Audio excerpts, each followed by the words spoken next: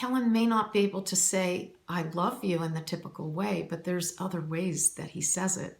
You know, a kiss, you know, taking hold of my hand. Yes, there's typical things that I missed all through the years, but on the other hand, that language of love, I think it comes through. Susan Havco is one of those moms who tends to see the positive side of things, no matter how hard it's been. The journey of raising her nonverbal autistic son, Kellen, indeed has presented challenges, but the Newburgh mother of 3 and advocate for other mothers of autistic children considers herself blessed in spite of the struggles. I focus on what seems like the impossible, but the good that comes out of autism, you know, because it impacts people if they give it a chance. It impacts them for the better. Havco and her friend Jerry Pieri, another mother of a nonverbal autistic son now in his 20s, have been through the ups and downs of raising autistic children, including those initial days following a diagnosis, through their formative years, and all the struggles with the educational system.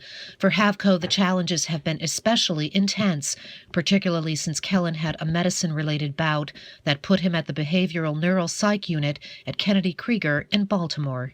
And then he did, after being at Kennedy Krieger, he did, you know, stabilize and was much more like himself when the offending medicine was removed. But I feel like he never quite returned to his happiness level. For Pieri, the struggles of raising an autistic son presented other challenges, especially when she was diagnosed with breast cancer in 1999. Though those days were especially difficult, Pieri managed to get through with the support of friends and family. Now, 17 years later, her son Alec, like Kellen, is away at New Hope Community, a residential program for autistic adults in Sullivan County.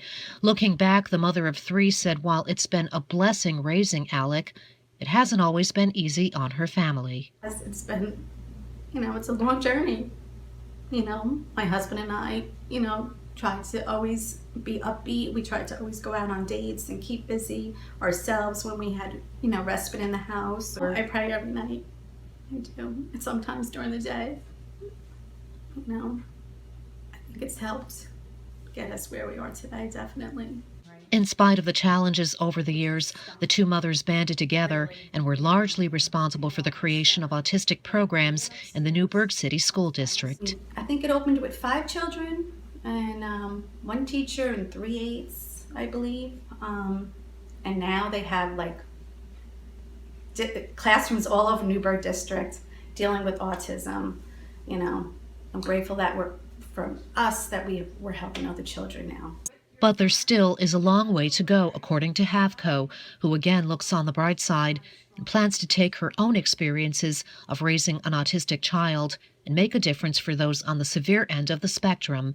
For her, there is another chapter waiting to be written in the story of mothers who raise autistic children. I think we have to find ways that help is not just on paper and sounds good, but that it is really there for families that are struggling. When you're in the middle of a crisis, that's where I think we need to find a way to change. And we need more programs for children, young adults with autism that help them to have meaning in their life.